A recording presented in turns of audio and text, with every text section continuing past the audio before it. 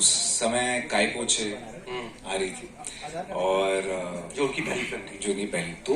मुझे पता चला जब मैं कॉलेज राउंड जीता, उसके बाद मैं गया बॉम्बे लेवल जीता, उसके मुझे पता चल गया नेशनल लेवल में कि सुशांत सिंह राजपूत जज हैं। तो मम्मी तो पवित्र रिश्ता देखती थी, घर में मैं भी देखता था, तो मैं बहुत बड़ा फैन था उनका। क्योंकि उनको झलक दिखला जा मैं देखा है, मैंने बहुत देखा था उनको। और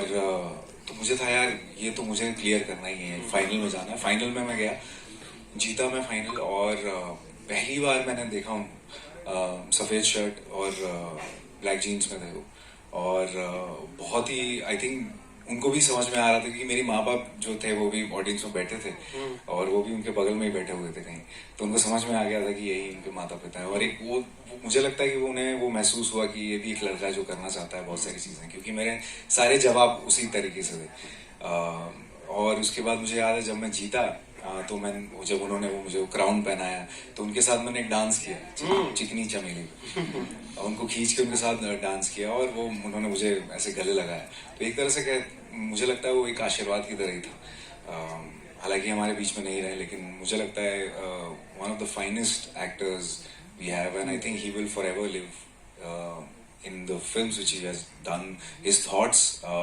his ideologies,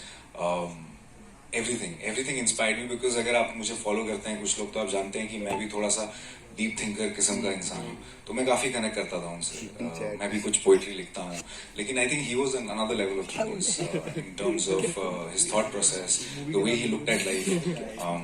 और उनकी परफॉर्मेंसेस, उनका क्राफ्ट, और जिस तरह के इंसान थे। तो मुझे लगता है कि इस इंडस्ट्री में सबसे बड़े जो लॉस हुए हैं उस समय, वो एक तो सुशांत है, दूसरे इरफान सर, ये तो सबसे बड़े लॉस जो इररिप्लेसेबल है, और